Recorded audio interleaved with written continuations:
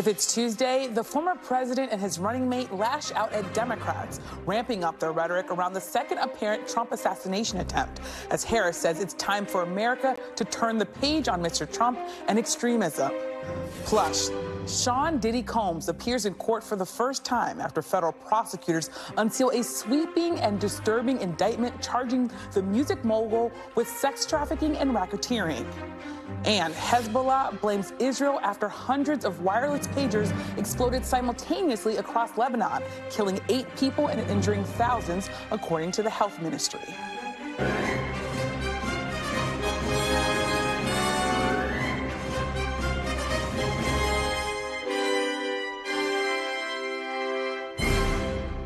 Welcome to Meet the Press Now. I'm Yamiche Sendor in Washington. Today, both candidates are back on the campaign trail, which is 7 weeks until Election Day.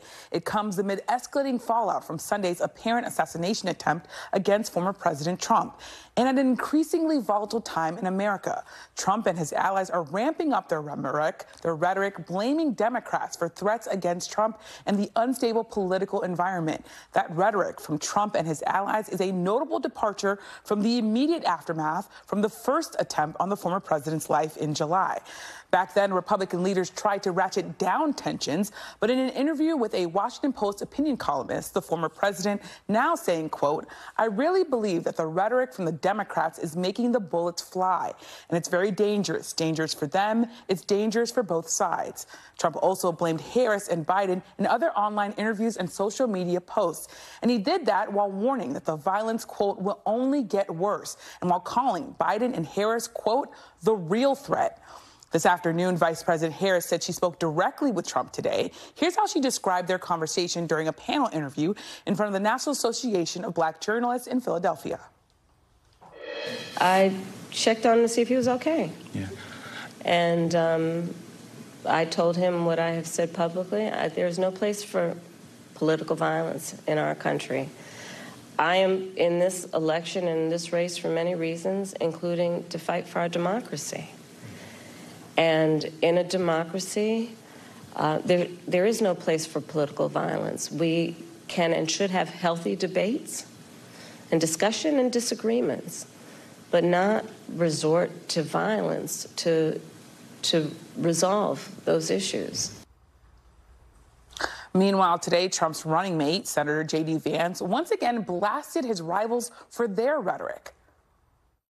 We can disagree with one another, we can debate one another, but we cannot tell the American people that one candidate is a fascist, and if he's elected, it is going to be the end of American democracy. The big difference between conservatives and liberals is that no one has tried to kill Kamala Harris in the last couple of months, and 2 people now have tried to kill Donald Trump in the last couple of months. I'd say that's pretty strong evidence that the left needs to tone down the rhetoric.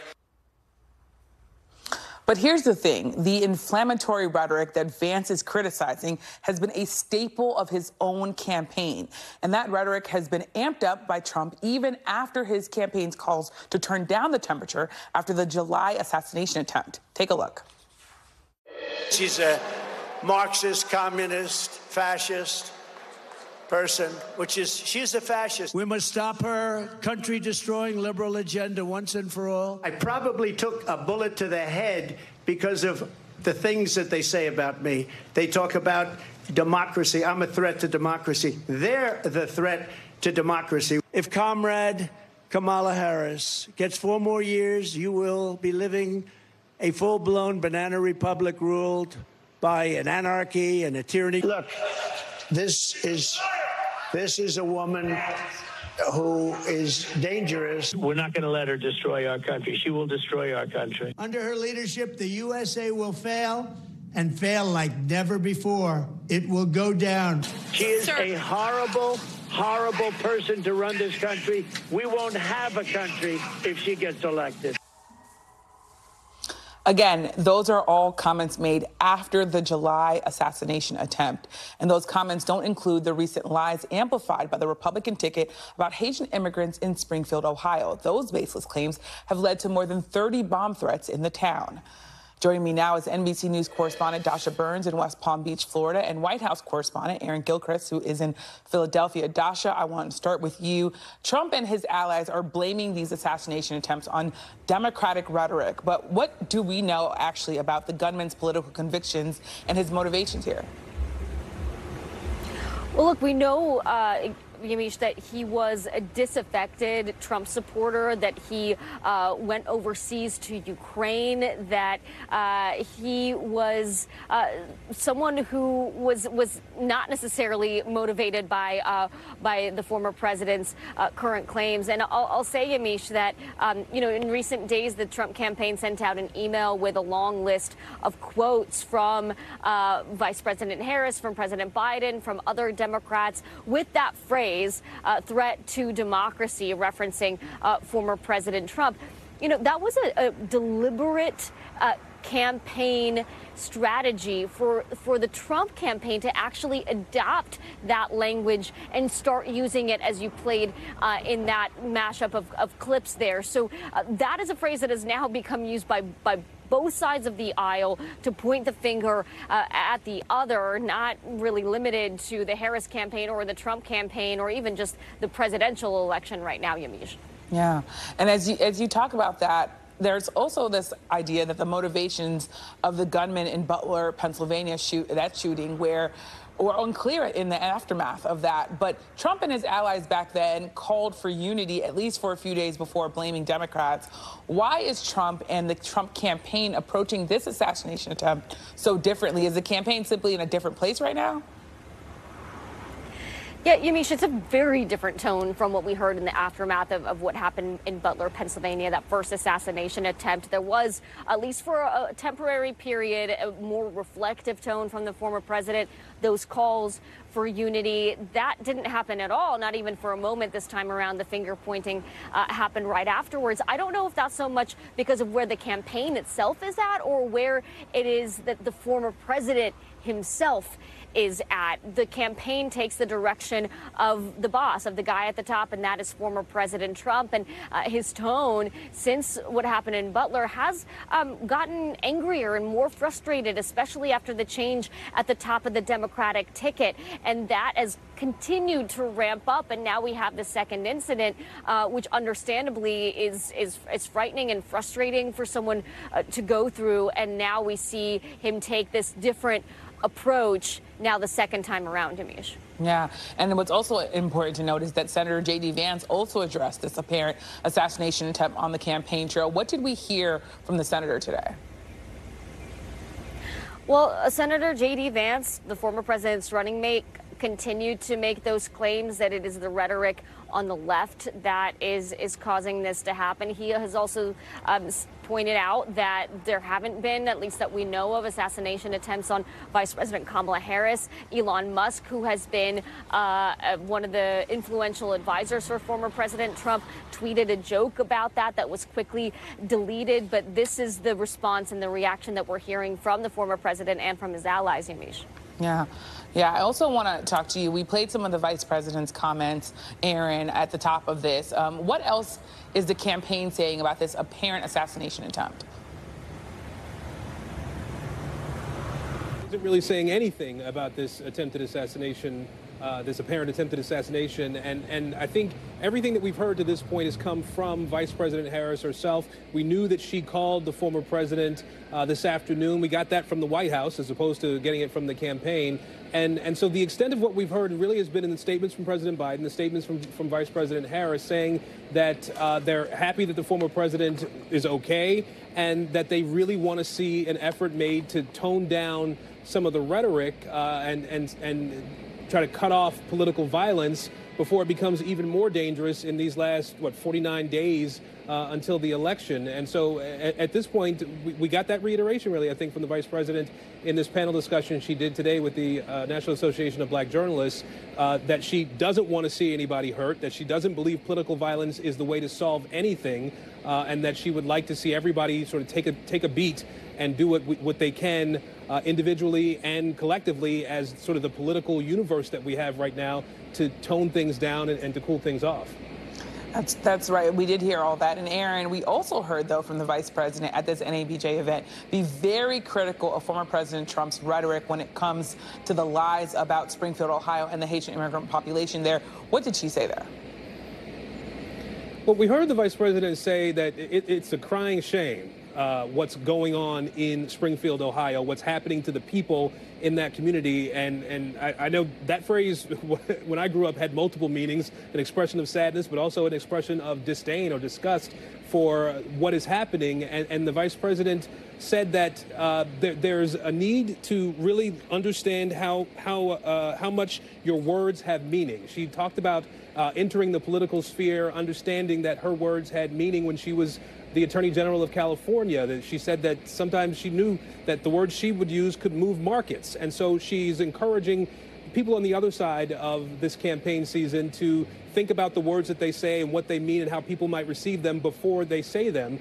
And that was something that she didn't name Donald Trump or J.D. Vance outright during the course of that 45-minute or so interview that she did this afternoon, but she was clearly directing that message at them and their surrogates, Yamiche. Yeah, and she was very passionate in describing this. We hadn't really heard a lot from her on that subject, so it was an interesting and striking exchange there. So thank you so much, Dasha and Aaron.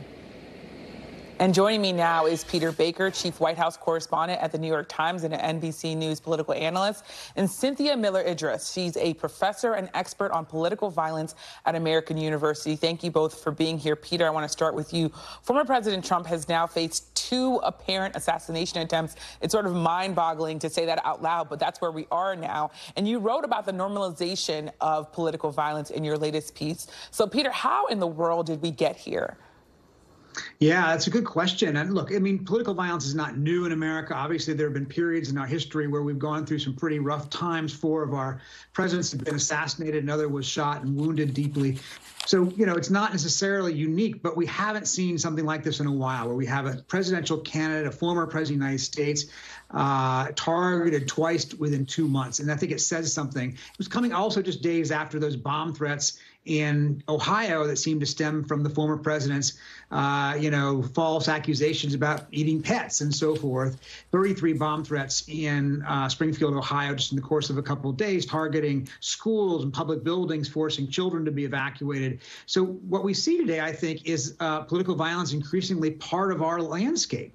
It's something we've come to expect, even if we don't think it's the right thing. It's no longer shocking. I mean, the conversation pretty quickly went back to the regular campaign within hours of this event on Sunday without any sort of, national soul searching or reckoning about our politics. And instead, it became, of course, one more tool for attacking the other side. Trump busy complaining about Democratic rhetoric, targeting him at the same time he's calling the Democrats, literally in the same interview, the enemy within who are destroying the country, which sounds a lot like the kind of rhetoric he's complaining about from their side. So it's a really a fraught moment in our politics, and we're going to be lucky, I think, if we get to the election without anything else happening.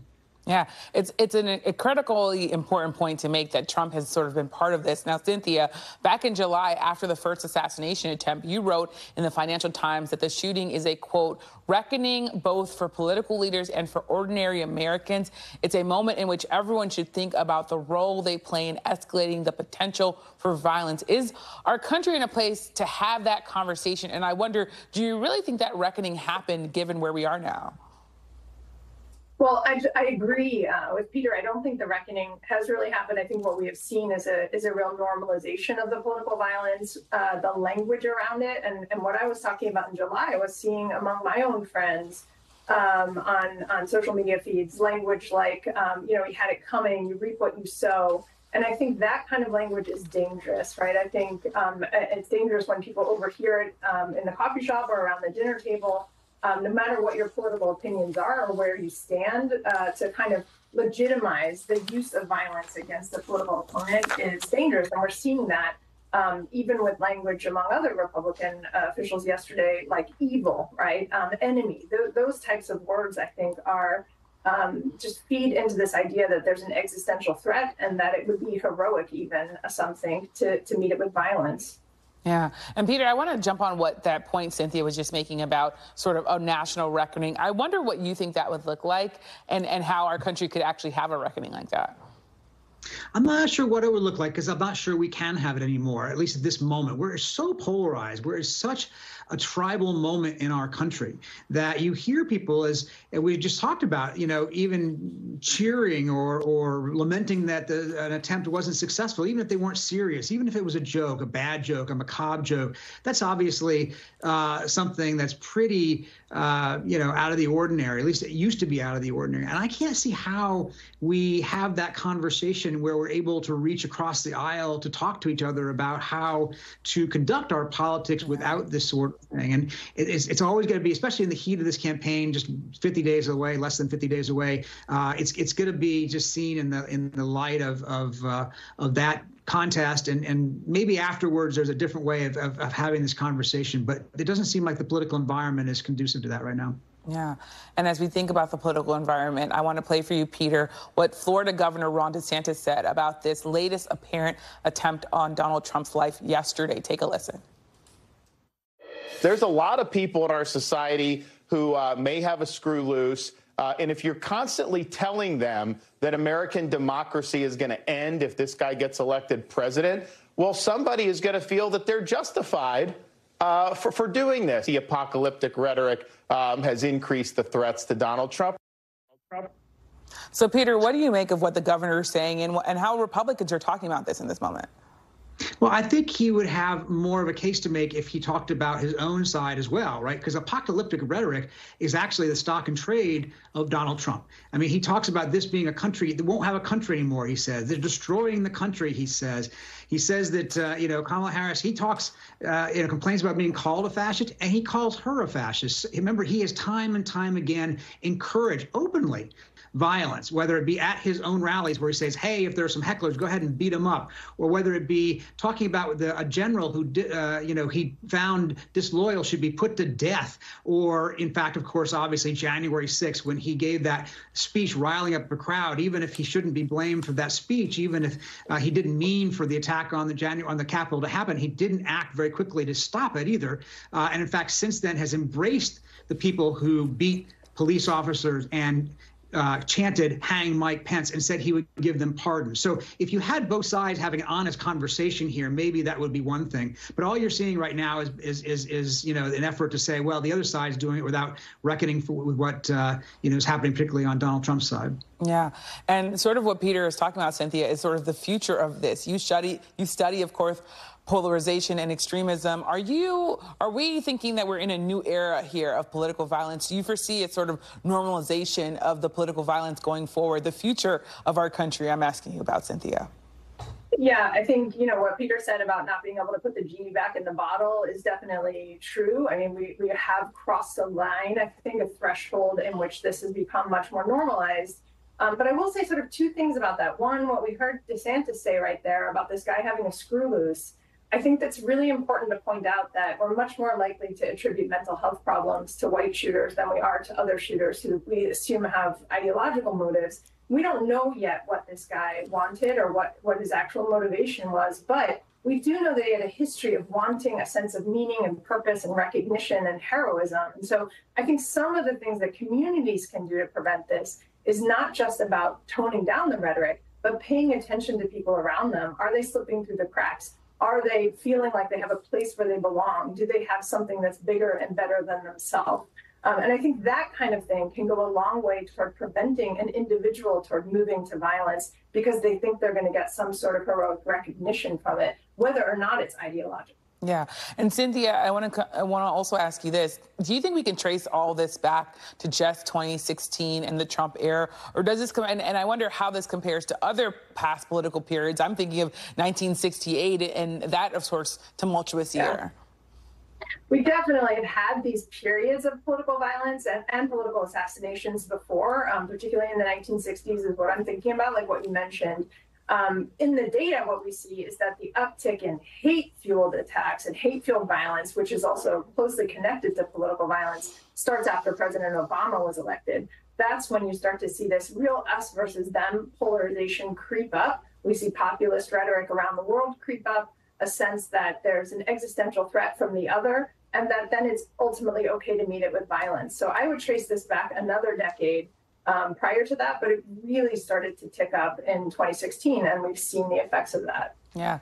Of course, interesting that you bring up Barack Obama, as we might be seeing a President Harris who might, of course, be the first Black woman and maybe even add to that rhetoric and that division. So thank you both, Peter and Cynthia, for your time. And coming up, Congress considers surging more funding to the Secret Service as the agency faces increased pressure to keep the nation's top political figures and their families safe. I'll talk to the top Democrat on the House Budget Committee straight ahead. But first, the United States versus Sean Diddy Combs inside the sweeping federal indictment accusing the embattled music mogul of sexual abuse, kidnapping, bribery, and more. You're watching Meet the Press now.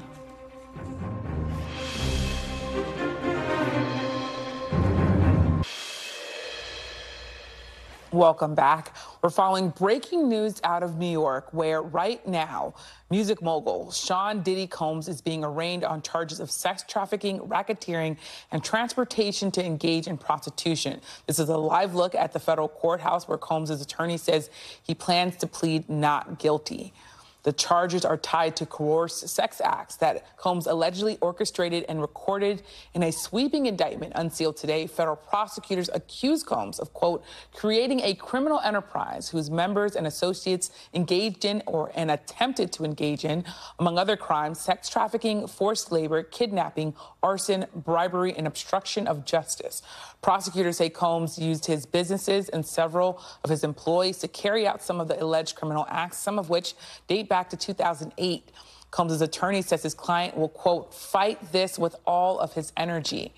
NBC's Aaron McLaughlin is outside the courthouse. Also with me is NBC News legal analyst Danny Savalos, who's also a criminal defense attorney. So, Aaron, what's going on inside the courthouse right now?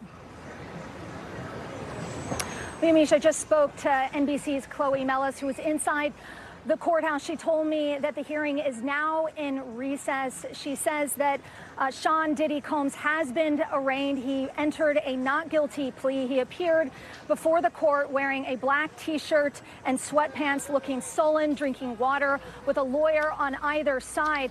At least 3 of his children were also present in court. She said it was a packed courthouse. Now, at issue here at the moment is whether or not the judge will allow Sean Diddy Combs to post bail.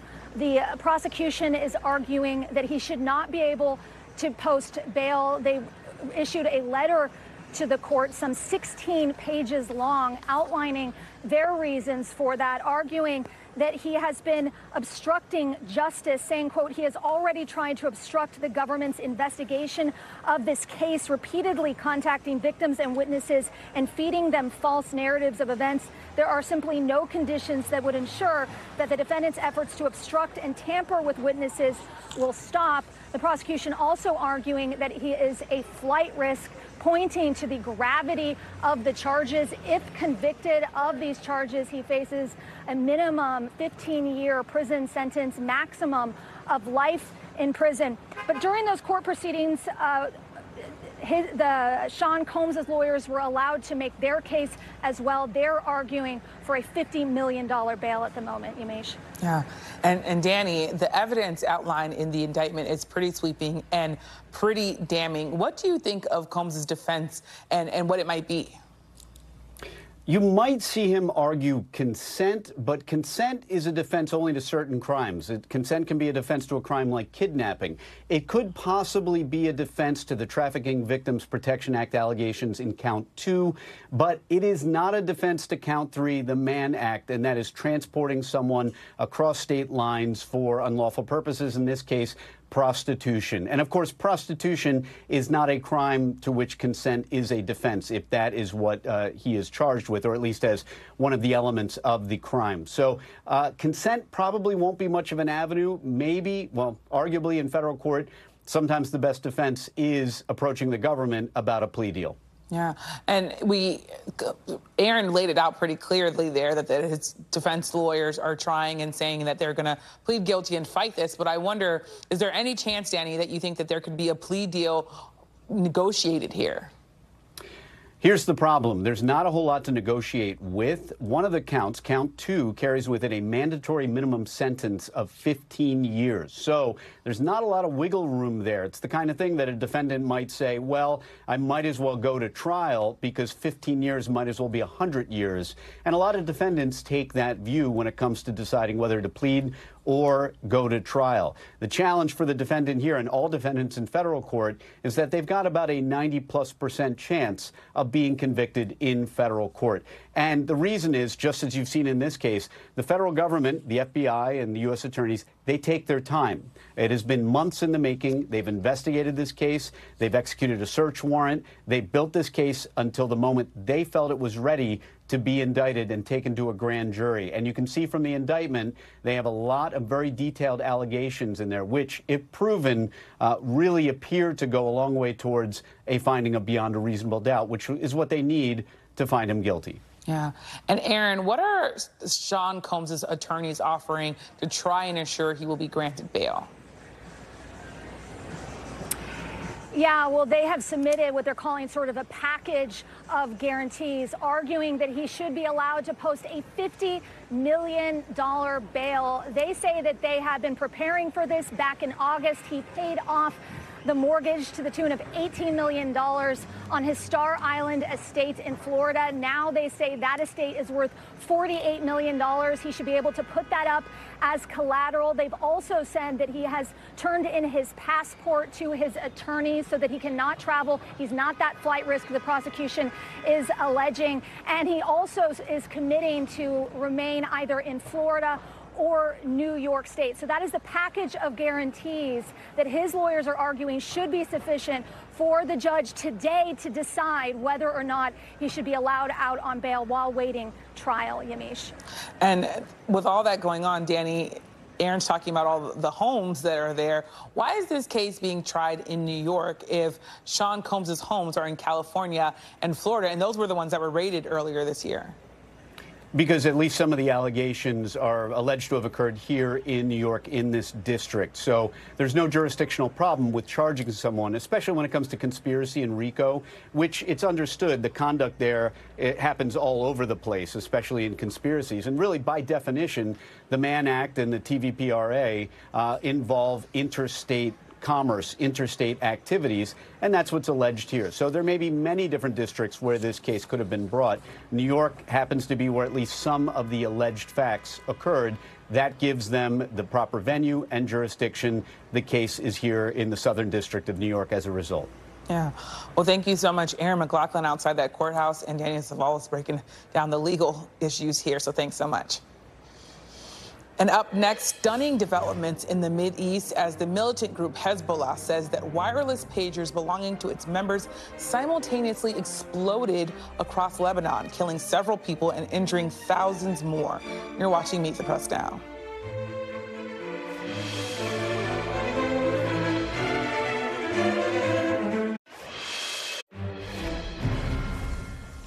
Welcome back. An update to that breaking news we brought you just a short time ago.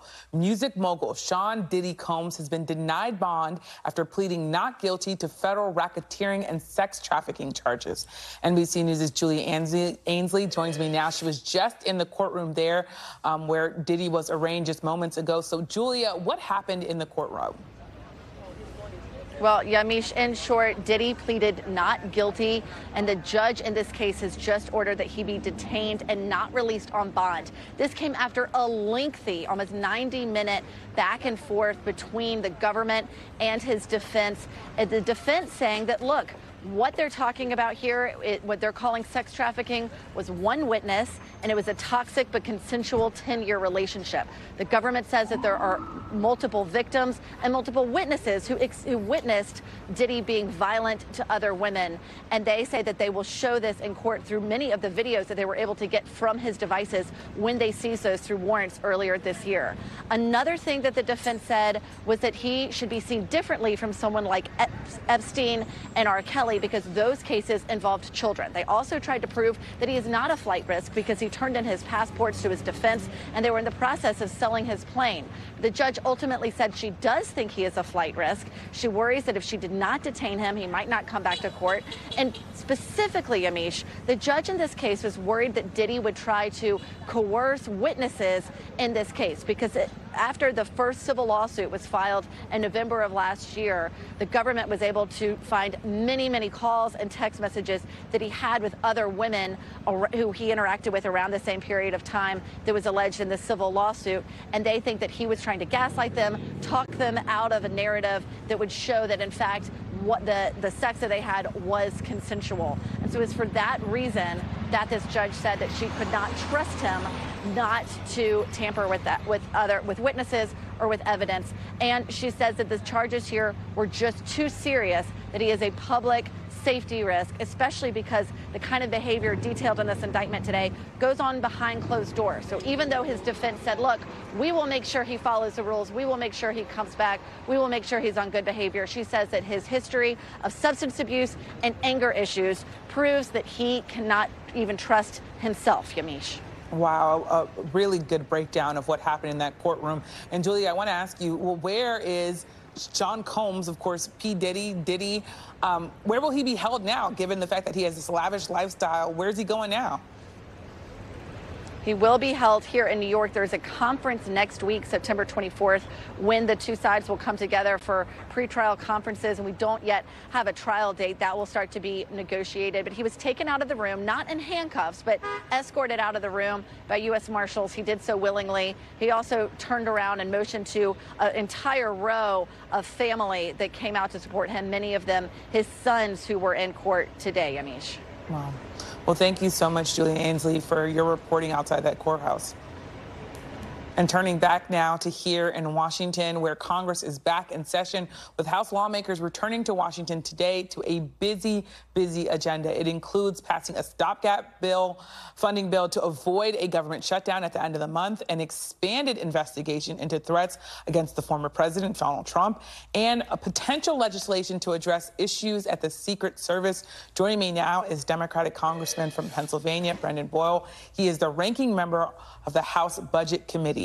So thank you so much for being here, Congressman. So I want to get your reaction to the second attempt on former President Donald Trump's life. The Republicans are blaming the rhetoric of Democrats, your party, for where we are right now and the violence that he's been subjected to, the violence that he's been that was attempted on him. Yeah, well, first, I'm very glad that the Secret Service, by all accounts, did a wonderful job in the second assassination attempt. It looks like the lead group of Secret Service agents who scout out any location before the protectee goes there were the ones who discovered the would-be assassin, and they were able to neutralize him and then eventually capture him. So I give them credit. It stands in real contrast, of course, to the first assassination attempt, where there was obviously an operational failure. Now, in terms of the overall rhetoric of this political climate, any claims from either Donald Trump or J.D. Vance or other supporters that it is somehow Democrats who are inflaming the rhetoric, frankly, is just disingenuous. I mean, just look at that small town, Springfield, Ohio, right now, where school events had been canceled and children have had to be sent home from school because of the stories that by their own admission they are creating just to incite hatred of Haitian immigrants. And that is one of probably hundreds of examples I could give you of times in which leading Republican figures, including Donald Trump, have been inciting hateful rhetoric. Well, I want to say specifically they're talking, Republicans, about the Democrats calling him a, quote, threat to democracy. What's your response to that? Is that language maybe problematic in your mind, or do you think that that's the proper description for someone who maybe some would say carried out January 6th or at least, you know, inspired people to do that? Yeah, you were just going to take the words out of my mouth. We are literally a few blocks away where, as Liz Cheney famously put it, Donald Trump summoned the mob and it stuck them on members of Congress, including myself. More than 140 U.S. Capitol Police officers were injured as they spent many hours battling thousands of pro-Trump insurrectionists. Yeah. Are we supposed to pretend like that didn't happen? Donald Trump, even right now, is saying he would refuse to accept the results of this election unless he won. Yeah, I want to ask you now about the campaign trail. The latest poll in Battleground, Pennsylvania, shows Vice President Harris with a 3-point lead over former President Trump, though it's within the margin of error. But in that same poll, voters said they are worse off today than they were 4 years ago. Is the vice president's message resonating, you think, with people in your state of Pennsylvania? Well, I was just with Vice President Harris literally 2 hours ago in my hometown of Philadelphia. She's been there many times. I do believe Pennsylvania will ultimately decide this election. We were a 1-point race in 2016, a 1-point race in 2020, and I think actually things are that close again this year. In terms of how the economy is going, the news continues to get better and better. Yeah. There's more work that we have to do, but the last thing we should do is turn the keys over to the last crowd who the first thing on their agenda was to take away Obamacare from 30 million Americans. Then they followed that up with a tax cut, 83% of which went to the richest 1%. They're not for the middle class. Kamala Harris and Tim Walz are. Well, Congressman, I want to ask you about my favorite focus group, which is my mother. She texted me during the debate and said, "What is fracking?" And Trump criticized the vice president for flip-flopping on the issue of fracking.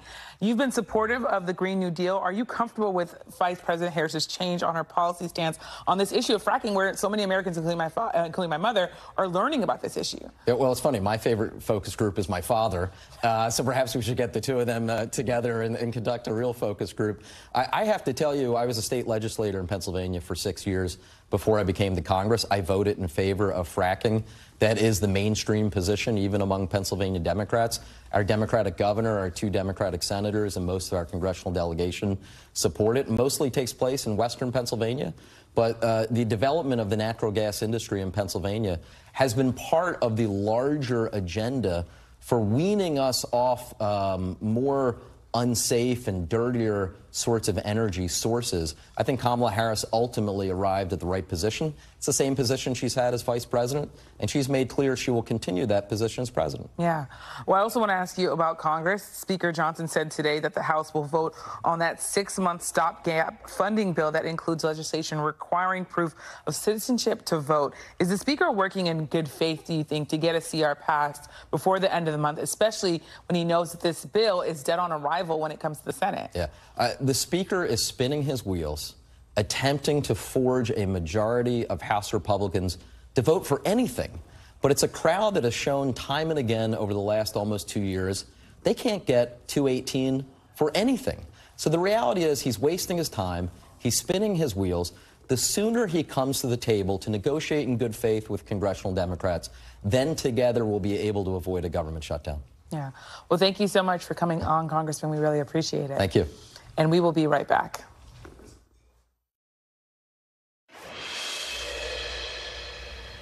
Welcome back. Joining me now is Rhonda Colvin, senior reporter for The Washington Post, former New York Democratic Congressman Joe Crowley, and Danielle Plepka, senior fellow at the American Enterprise Institute. Thank you all for being here on this panel today. A lot to cover. So, Rhonda, we spent the first half of this show talking about the political rhetoric and the potential impacts of these bomb threats and really these closures that we're seeing in Springfield, Ohio. I wonder what you make of it and the fact that all of this is happening with these lies that are being spread about Haitian immigrants.